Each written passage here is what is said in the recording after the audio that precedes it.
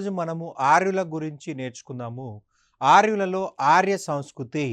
మనకి ఆర్య సంస్కృతి చూసినట్లయితే భారతదేశానికి అరౌండ్ 1500 బీసీలో భారతదేశానికి ఆర్యులొచ్చారు.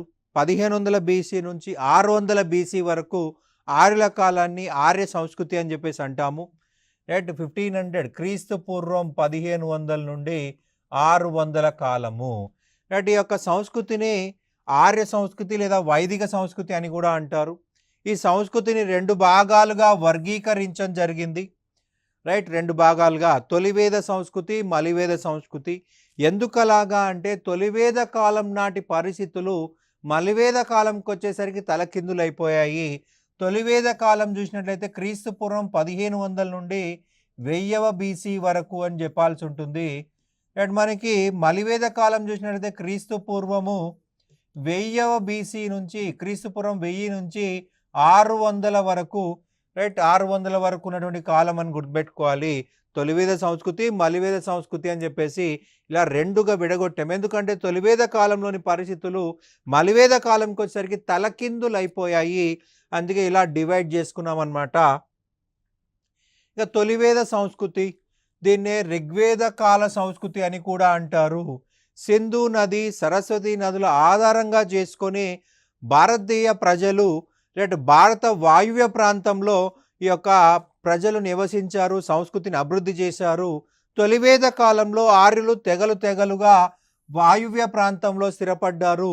రైట్ మధ్య ఆసియా నుంచి తెగలుగా భారతదేశానికి రావడం జరిగింది. రైట్ ఈ తెగ యొక్క రాజుని రాజన్ అని పిలవడం జరిగింది. రైట్ ఆర్య సంస్కృతి 2 రకాలుగా విభజించగల కారణాలు రాజకీయ పరిస్థితులు, సామాజిక పరిస్థితులు, ఆర్థిక పరిస్థితులు, మత పరిస్థితులు. రైట్ మనకి మొదట రాజకీయ పరిస్థితుల నుంచి వద్దామండి. తొలివేద కాలం నాటి నాయకుడిని రాజన్ అని చెప్పేసి పిలిచేవాళ్ళు. రాజన్ను ప్రజలు ఎన్నికల ద్వారా ఎంపిక చేసుకుంటారు. రైట్ ఆ కాలంలో రాజన్ అనేవాడు ఎంపిక కాబడ్డ వ్యక్తి. రాచరికము లేదు, అలాగే రాజు పరిస్థితి వారసత్వం కాదు, రాజు పోస్ట్ అనేది వారసత్వం కాదు, ఎన్నికలు ఉన్నాయి. సో ఎన్నికల ద్వారా ఎంపిక చేసుకోబడితే దాన్ని ఏం చెప్పాలండి? గణతంత్ర వ్యవస్థ అని చెప్పాల్సి ఉంటుంది.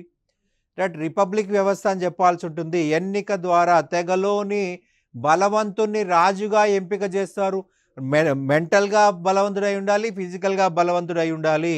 ఈ కాలంలో పశువులను సంపదగా భావించబడ్డాయి. పశువుల కోసమే ఈ రాజన్ అనేవాడు యుద్ధాలు చేయడం జరిగింది. ఈ కాలంలో సిద్ధ సైన్యం అనేది లేదు. యుద్ధ సమయంలో తెగలోని పురుషులందరూ యుద్ధంలో పాల్గొనాలి. రైట్ మనకి ప్రతి ఒక్క తెగలోని పురుషుడు యుద్ధంలో పాల్గొనాల్సిందే, ఎగ్జామ్షన్ అనేది లేదు. రైట్ మనకి ప్రతి ఒక్క పురుషుడు యుద్ధంలో పాల్గొనాలి. సిద్ధ సైన్యము లేదు. సిద్ధ సైన్యము అంటే చిడికేసే యుద్ధానికి రెడీ అయ్యే సైన్యమే సిద్ధ సైన్యము. రాజు ప్రత్యక్ష నిర్వహణలో ఉన్న సైన్యమే సిద్ధ సైన్యము. పశువుల కోసమే యుద్ధాలు జరిగాయి ఈ కాలంలో. ఇక రాజుకి సహాయంగా ఉన్నటువంటి అధికారులు చూసినట్లయితే పురోహితుడు, పూజారి, సేనాపతి, గవిస్తిపై అధికారి. గవిస్తి అంటే మనకు సంస్కృతంలో గోవుల కోసం అన్వేషణ.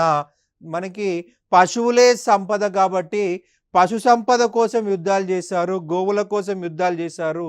దాన్ని ఏమంటున్నాం? సింగిల్ వర్డ్లో యుద్ధము అంటున్నాము. గవిస్తి అంటే యుద్ధము, గోవుల కోసం అన్వేషణ లేదా యుద్ధము. రైట్ వ్రజపతి, గడ్డి భూముల అధికారి.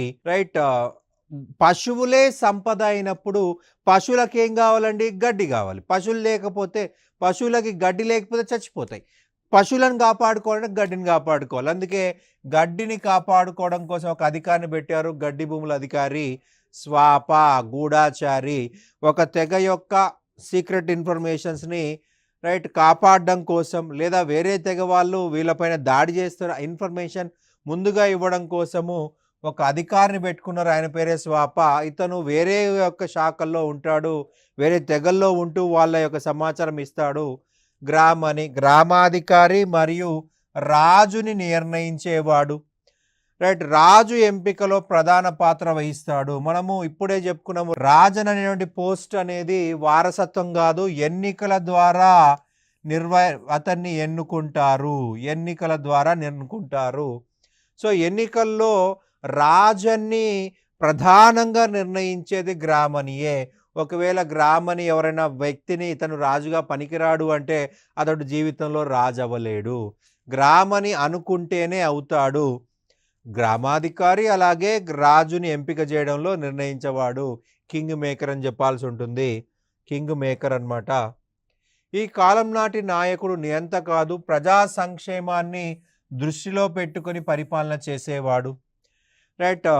ఈ కాలంలో రాజు మోనార్క్ కాదు, నియంత కాదు, ప్రజా సంక్షేమాన్నే దృష్టిలో పెట్టుకునేవాడు. తప్పనిసరి పన్నులు కూడా లేవు. బలి అనే పన్నును రాజు గౌరవార్థం ఇచ్చేవారు. రైట్. రాజు యొక్క అధికారాలను నియంత్రించడానికి 4 సంస్థలు ఏర్పాటు చేయబడ్డాయి. అసెంబ్లీలు అనొచ్చు, సంస్థలు అనొచ్చు. రైట్. సభ. ప్రతి కుటుంబం నుంచి పెద్ద ఈ సభకు ప్రతినిధిగా ఉంటాడు. రైట్. సమితి. తెగలోని ప్రజలందరూ సభ్యులే. విధాత. మహిళల ఆధిపత్యంలో ఉన్న సభ అత్యవసర సమయంలో సలహాలు ఇస్తుంది. గణ. యుద్ధ మండలి. ఈ 4 రాజుని మోనార్క్ కాకుండా అడ్డుకుంటుంది. రాజుని నియంత కాకుండా అడ్డుకుంటాయి 4 సభలు. రాజుని నియంత కాకుండా అడ్డుకుంటాయి. రాజుని తన కంట్రోల్లో పెట్టుకుంటాయి. రైట్. రాజు మోనార్క్ కాకుండా అడ్డుకుంటున్నాయి. మహిళలు సభ్యులుగా ఉన్న సంస్థలు అంటే సమితి, విధాత.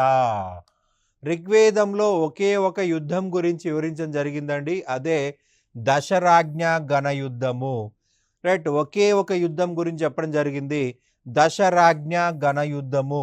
రైట్. మనకి 7వ మండలమైన వశిష్ఠ మండలంలో వివరించడం జరిగింది. భరత తెగకి పురు తెగకి మధ్య జరిగిన యుద్ధం గురించి మనకి ఇందులో మెన్షన్ చేయడం జరిగింది. భరత తెగ యొక్క రాజు సుధామ, పురు తెగ యొక్క రాజు పురుకుత్స. అయితే ఇక్కడ సమస్య రాజుల మధ్య కాదు, అతని దగ్గర ఉన్న పురోహితుల మధ్య. రైట్. భరత తెగ యొక్క పురోహితుడు వశిష్ఠ మహర్షి, పురు తెగ యొక్క పురోహితుడు విశ్వామిత్ర మహర్షి. ఈ విశ్వామిత్ర మహర్షి ఏమంటాడంటే, మనం ఆర్యులం చాలా బలహీనంగా ఉన్నాము, తక్కువ జనాభా ఉంది, మన జనాభా పెంచుకోవాలంటే అనార్యులను కూడా చేర్చుకోవాలి అంటాడు విశ్వామిత్రుడు. కానీ వశిష్ఠుడు అంగీకరించాడు. మనం ఆర్యులం చాలా గొప్ప లక్షణాలు కలిగి ఉన్న వాళ్ళము, మన లక్షణాలు వేరే వాళ్ళతో కలిసిపోతే, వాళ్ళతో వివాహ సంబంధాలు పెట్టుకున్నట్లయితే మనం బలహీన పడిపోతాము, మన లక్షణాలు మనకు ఉండవు, అవి పొల్యూట్ అయిపోతాయి అని చెప్పేసి వ్యతిరేకిస్తాడు. సో వీళ్ళిద్దరి మధ్య గొడవే అది యుద్ధానికి దారితీసింది. రైట్. మనకి ఈ 2 తెగలు యుద్ధంలో భరత తెగ, పురు తెగ పరుష్ని అనే నది ఒడ్డున, దాన్ని మనం రావి నది ఒడ్డున జరిగింది. రైట్. ఈ పరుష్ని రావి నది ఒడ్డున జరిగిందండి. యుద్ధంలో భరత తెగ, పురు తెగకి 5 ఆర్య మరియు అనార్య తెగలు సపోర్ట్ చేయడం జరిగింది. భరత తెగ పురు తెగని 5 ఆర్య తెగలు మరియు 5 అనార్య తెగల్ని ఓడించడం జరిగింది. ఫైనల్గా ఇందులో గెలిచింది ఎవరు? భరత తెగ గెలిచింది. ఇందులో గెలిచింది ఎవరయ్యా అంటే భరత తెగ. భరత తెగ పురు తెగని 5 ఆర్య 5 అనార్య తెగలను ఓడించడం జరిగింది. రైట్. ఇక్కడ మనకి భరత తెగ యొక్క రాజు సుధాముడు. ఈ భరత తెగ భారతదేశాన్ని పరిపాలించింది. ఈ భరత తెగ మీద నుంచే భారతదేశం పేరు వచ్చిందని చెప్పేసి కొంతమంది చరిత్రకారులు ఒప్పుకోవడం జరుగుతుంది. ఇక నెక్స్ట్ సామాజిక పరిస్థితులు. సామాజిక పరిస్థితులు సమాజంలో ఉన్న పరిస్థితులే సామాజిక పరిస్థితులు. రైట్. సమాజము. రైట్. అనేక కుటుంబాల కలయికని సమాజం అంటాం. కుటుంబము అనేక మంది ఒక దగ్గర నివసిస్తే దాన్ని కుటుంబం అంటాము. అనేక కుటుంబాల కలయికే సమాజం అంటాము. తొలివేద కాలంలో పితృస్వామికి వ్యవస్థ అమల్లో ఉండేది. పితృస్వామికి వ్యవస్థ కుటుంబంలో అత్యధిక వయసు కలిగిన పురుషుడు లేదా తండ్రి అధికారిగా ఉంటే దాన్ని పితృస్వామిక వ్యవస్థ అని చెప్పేసి అంటాము. కుటుంబంలో అతిపెద్ద వయసు నుండి పురుషుడు లేదా తండ్రి. ఎందుకు అలా చెప్తున్నామంటే మనకి అందరికీ సేమ్ రిలేషన్ కాదు. ఒకరికి ఫాదర్ అవ్వచ్చు, ఇంకొకరికి అంకుల్ అవ్వచ్చు, ఇంకొకరికి తాతయ్య అవ్వచ్చు, ఇంకొకరికి ఇంకో రిలేషన్ అవ్వచ్చు. అందుకేం చెప్తున్నాము, అత్యధిక వయస్సు కలిగిన పురుషుడు లేదా తండ్రి పెద్ద అయితే పితృస్వామిక వ్యవస్థ. మనకి ఉమ్మడి కుటుంబ వ్యవస్థ కనిపిస్తుంది. ఉమ్మడి కుటుంబ వ్యవస్థ కనిపిస్తుంది. రైట్. మనకి ఆ కాలంలో కుటుంబాన్ని కులము అన్నారు. రైట్. ప్రెజెంట్ కులం వేరు, ఆ టైంలో కులం వేరు. కులం అంటే కుటుంబం ఋగ్వేద ప్రకారము. కులం పైన హెడ్ కులాప. తండ్రిని ఏమని పిలిచారు? కులాప అన్నారు. కులము అంటే కుటుంబము. కుటుంబం పైన అధికారి తండ్రి. సో తండ్రిని ఏమని పిలిచారు? కులాప అన్నారు. స్త్రీలు పూర్తి స్వేచ్ఛను కలిగి ఉపనయనం అనే విద్యార్థిని కూడా పొందేవారు. ఆ కాలంలో అందరూ చదువుకోవచ్చు. మహిళలు చదువుకోవచ్చు, శూద్రులు చదువుకోవచ్చు. అందరూ సమానమే. అన్ని రంగాల్లో స్వేచ్ఛగా పాల్గొంటూ విద్యావంతులుగా ఉండేవాళ్ళు.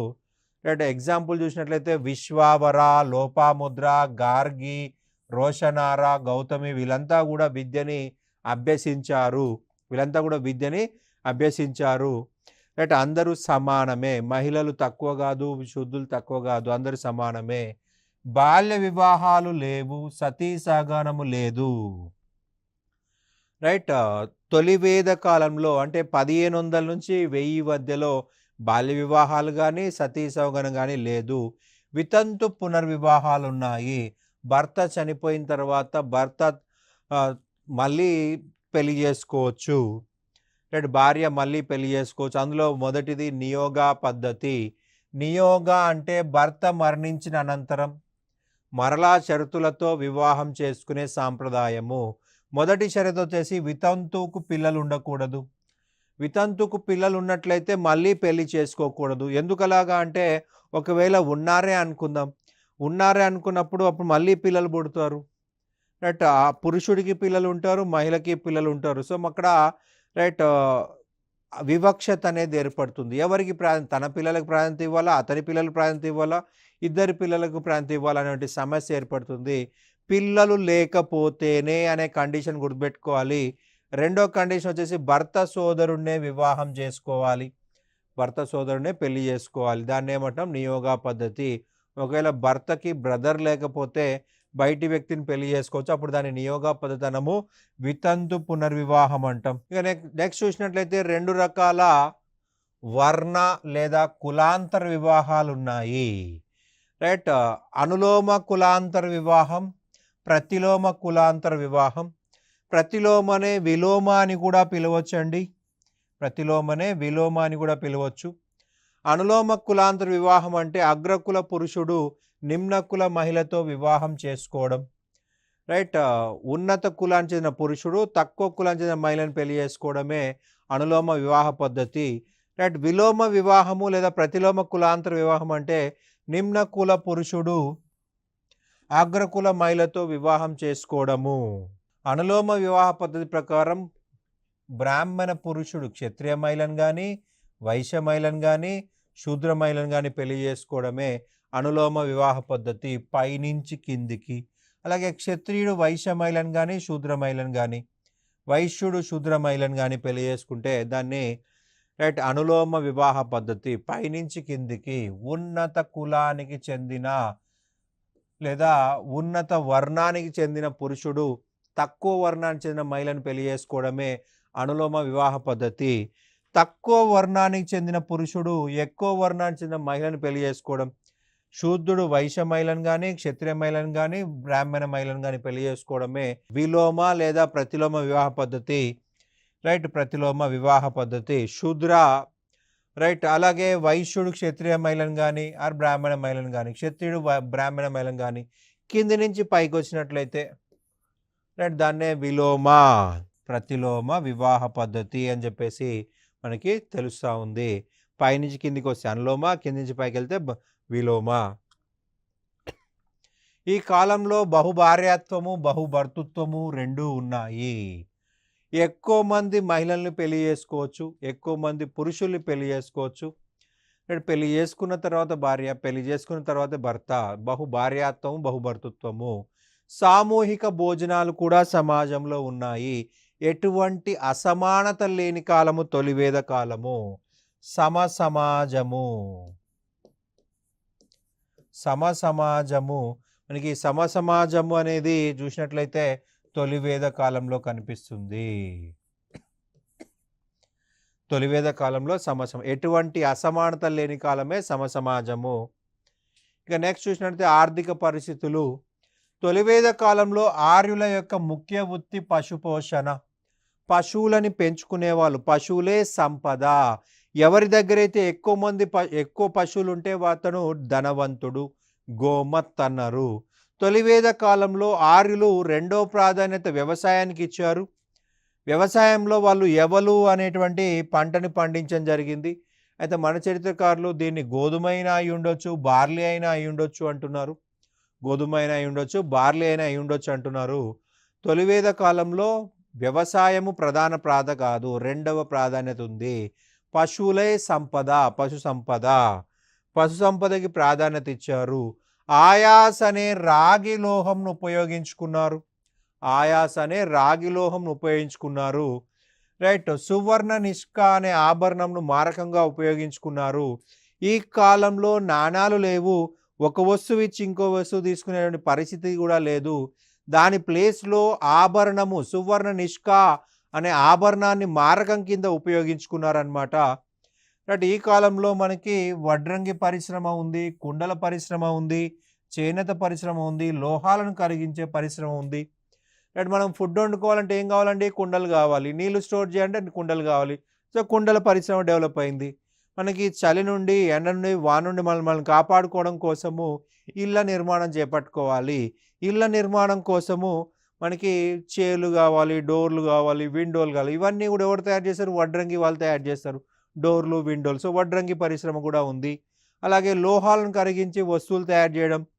రైట్. అలాగే బట్టలు కోసం చేనేత పరిశ్రమ. అన్ని రకాల పరిశ్రమలు ప్రధానంగా కనిపిస్తున్నాయి. మనకి వడ్రంగి పరిశ్రమలో రెండు రకాల వ్యక్తులుగా డివైడ్ చేశారు. రథకారులని, తక్షకులని చెప్పేసి. తక్షకులు వచ్చేసి వ్యవసాయ పనిముట్లు చేస్తారండి. సో వీళ్ళకి తక్కువ విలువ ఉంటుంది. రథాలు చేసే వాళ్ళని రథకారులు అంటారు. ఈ రథాలు అనేవి యుద్ధంలో చాలా చాలా ముఖ్యమైనవి. రాజు యుద్ధంలో గెలవాలంటే ఎక్కువ రథాలు ఉండాలి. ఎక్కువ రథం ఉన్న రాజు విజయం ఈజీగా సాధిస్తాడు. సో ఈ రథకారులకి ఎక్కువ విలువ ఉంది సమాజంలో. వీళ్ళకు ఉపనయనం కూడా ఇచ్చారు. జనరల్గా బ్రాహ్మణ, క్షత్రియ, వైశ్యులకు మాత్రం ఉపనయనం ఉంటుంది, శూద్రులకి ఉండదు. రైట్. ఈ యొక్క వడ్రంగి వాళ్ళు అనేవాళ్ళు కూడా శూద్రులే. రైట్. శూద్రులే కాబట్టి ఇక్కడ వాళ్ళకు ఉపనయనం ఉండదు. కానీ రథాలు యుద్ధంలో చాలా ముఖ్యమైనవి.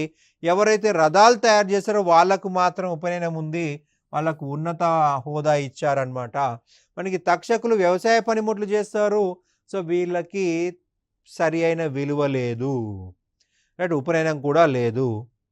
రైట్. ఆరుల కాలంలో ఆవులని దొంగలించే వారిని పానీలు అనేవారు. పానీలు. రైట్. ఈ కాలంలో మనకి అత్యధికంగా జరిగే క్రైమ్ ఏందయ్యా అంటే ఆవులని దొంగలించడము. ఆవుల్ని దొంగలించడం అనేది అత్యధికంగా జరిగే క్రైము. పశువులే సంపద కాబట్టి పశు సంపద కోసము రైట్ పశువులని దొంగతనాలు చేసేవాళ్ళు అనమాట. రైట్. ఆరుల కాలంలో ఆవు పాలు తీసేవారిని దౌహిత్ర అనేవాళ్ళు. దౌహిత్ర అంటే ఆవు పాలు తీసేవారు లేదా సోదరి అనే మరొక మీనింగ్ కూడా ఉంది. పశువులను ఈ కాలంలో సంపదగా భావించారు. గోమత్ అనగా ధనవంతుడు లేదా అత్యధిక పశువులు కల వ్యక్తి అని అర్థము. రైట్. మరొక ముఖ్యమైన అంశము మనం గతంలో రిపీటెడ్గా అడిగింది. గోజ్ఞ అనగా అన్నాడు. గోజ్ఞ అనగా అంటే అతిథి. ఋగ్వేద కాలంలో వ్యవసాయం జరిగిందండి. వ్యవసాయానికి నాగలి చాలా ముఖ్యమైనది. ఋగ్వేదంలో నాగలికి వాడిన పదాలు సిరా మరియు లాంగుల. ఋగ్వేదంలో నాగలికి వాడిన పదము సిరా, లాంగుల. ఈ రెండు పదాలు నాగలికి ఋగ్వేదంలో వాడడం జరిగింది. మనకి సీత వ్యవసాయ భూమి. సీత వ్యవసాయ భూమి. రైట్. ఇది కూడా మనం ఎగ్జామ్ పాయింట్ ఆఫ్ వ్యూలో గుర్తుపెట్టుకోవాల్సి ఉంటుంది. రైట్. నెక్స్ట్ ఇక ఫైనల్గా మత పరిస్థితులు. తొలివేద కాలంలో ప్రజలు ప్రకృతిని తమ అధీనంలో తీసుకునే ప్రయత్నం చేశారు. ప్రకృతిని తమ కంట్రోల్లో తీసుకునే ప్రయత్నం చేశారు, కానీ విఫలం కావడం జరిగింది. తొలివేద కాలంలో దేవతలని ప్రకృతినే దేవతలుగా పూజించడం మొదలైంది. ప్రకృతినే దేవతలుగా పూజించారనమాట. తొలివేద కాలంలో మొత్తం 33 మంది దేవతలని పూజించారు. రైట్. ప్రొఫెసర్ మ్యాక్స్ ముల్లర్ దీన్ని కేనోథీజం అన్నాడు. Professor max Muller. రైట్. పోలీథీజం అని చెప్పొచ్చు, బహుదేవతారాధన, పాలీథీయిజం, బహుదేవతారాధన. కేనోథీయిజం అన్నాడు ప్రొఫెసర్ మ్యాక్స్ ముల్లర్. ఒకరికంటే ఎక్కువ మంది దేవతలను పూజించడమే రైట్ కేనోథీయిజం అనమాట. 33 మంది దేవతల్ని పూజించడం జరిగింది. రైట్. ఋగ్వేదంలో 1028 శ్లోకాలు ఉన్నాయి. 1028 శ్లోకాలు ఉన్నాయి. రైట్. 1028 శ్లోకాలు దేవతల యొక్క పూజల యొక్క ముఖ్యంగా చెప్పుకోవాల్సి ఉంటుంది. దేవతల యొక్క ప్రార్థనలు, దేవతల యొక్క పూజలు అని చెప్పాల్సి ఉంటుంది. ఇంద్రుడు యుద్ధ దేవత, వర్ష దేవత, వాతావరణ దేవత మరియు భయానికి దేవత. రైట్. మనకి ప్రధానంగా చూసినట్లయితే ఋగ్వేదంలో 250 శ్లోకాలు ఒక ఇంద్రుడికే ఇవ్వడం జరిగింది. యుద్ధ దేవతగా చూడబడ్డాడు. రైట్. యుద్ధానికి వెళ్ళే ముందు ఇంద్రుని పూజించాలి. వర్షం పడాలంటే ఇంద్రుని పూజించాలి. రైట్. వాతావరణాన్ని బాగుండాలంటే ఇంద్రుని పూజించాలి. భయం నుంచి బయటపడాలంటే ఇంద్రుని పూజించాలి. సింపుల్గా మనకి చూసినట్లయితే మనకి చిన్నపిల్లల స్టోరీస్ చూసినట్లయితే మనకి శ్రీకృష్ణుడు గోవర్ధన పర్వతానికి పూజలు చేపిస్తాడు. ఇంద్రుడికి పూజలు చేద్దామని చెప్పేసి ఆ మథుర ప్రజలంతా పోతూ ఉంటే ఆపి గోవర్ధన పర్వతానికి పూజలు చేపిస్తాడు. సో ఇంద్రుడికి విపరీతమైన కోపం వచ్చేసి విపరీతంగా వర్షం కురిపిస్తాడు. అయితే ఆ యొక్క శ్రీకృష్ణుడు ఏం చేస్తాడు, చిటికెన వేలుతో కొండనెత్తి అందరినీ కాపాడుతాడు. ఇక్కడ మనకు గుర్తుపెట్టుకోవాల్సింది ఏంటంటే ఇక్కడ చిటికెన వేలుతో కొండనెత్తడం కాదు, ఇంద్రుడు వర్షాన్ని కురిపిస్తాడు అనేది మనకు ఈ యొక్క టాపిక్ పరంగా కనెక్ట్ అయ్యే ఇన్ఫర్మేషన్ అనమాట. ఇంద్రుడు యుద్ధ దేవత, వర్ష దేవత, వాతావరణ దేవత, భయానికి దేవతగా పిలువబడ్డాడు. రైట్. మనకి నెక్స్ట్ చూసినట్లయితే వరుణుడు 200 శ్లోకాలు వరుణాకి ఇవ్వడం జరిగిందండి. ఋగ్వేదంలో 200 శ్లోకాలు వరుణాకి ఇవ్వడం జరిగింది. వరుణుడు ప్రేమకి దేవత. జనరల్గా మనము రైట్ గ్రీకు దేవత వీనస్ని ప్రేమకి దేవత అంటాం, కానీ మన మైథాలజీ ప్రకారం ఏంది అంటే మనకి ఎవరికి తెలియదు, ఎందుకంటే మనం పట్టించుకోం కాబట్టి. రైట్. ప్రేమకి దేవత, ప్రేమ వేరు. రైట్. ప్రేమ తల్లిదండ్రులు పిల్లల పట్ల ఉండేది ప్రేమ వేరు. మనకి మన్మథ గాడ్ ఆఫ్ రొమాన్స్ అది వేరు. రైట్. వరుణ ప్రేమకి దేవుడు, నీటికి దేవుడు, స్వర్గాధిపతి, మానవాళిని కాపాడే దేవుడు. మనకి ప్రస్తుతం ఏమంటాం, స్వర్గాధిపతి ఇంద్రుడు కదా. రైట్. అంటే ఋగ్వేద ప్రకారం వరుణనే స్వర్గాధిపతి. ఋగ్వేదంలో ఏం రాశారంటే వరుణుడు ఉన్నటువంటి ఇంటికి 1000 డోర్లు ఉన్నాయి, 1000 విండోస్ ఉన్నాయి. మనకి 1000 డోర్లు 1000 విండోస్ ఉన్నాయి అంటే అది ఎంత పెద్ద దేవాలయం, అది ఎంత పెద్దదో మనం ఊహించుకోలేము. చాలా పెద్దది అన్నమాట. దాన్ని ఏమంటున్నాం, స్వర్గము. ఋగ్వేదంలో ఇష్టాపుర అని చెప్పేసి చెప్పడం జరిగింది. ఋగ్వేదంలో స్వర్గాన్ని ఇష్టాపుర అన్నారు. వరుణుడు ఇష్టాపురంలో ఉన్నాడు.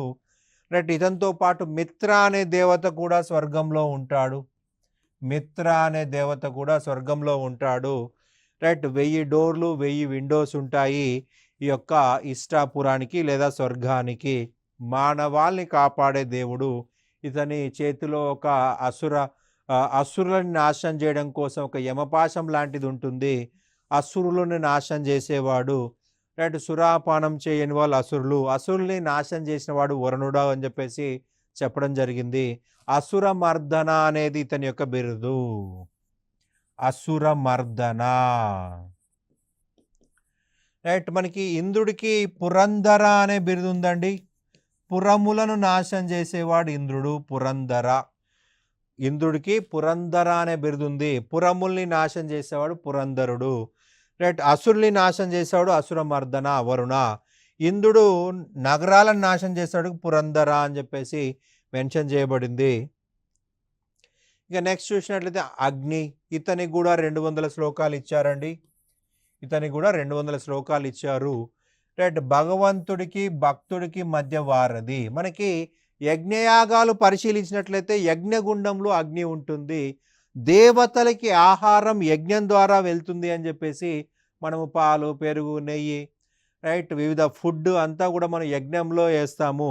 ఆ యజ్ఞగుండం నుండి దేవతలకు ఆహారం వెళ్తుందనేది వాళ్ళ నమ్మకము. మధ్యవర్తి.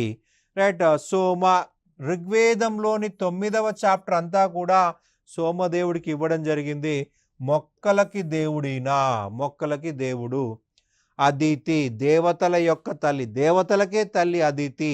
ఉషస్సు సూర్యోదయమునకు దేవత, ఉషస్సు సూర్యోదయమునకు దేవత. మనకి సన్ రైజ్కి ఒక దేవత ఉషస్సు.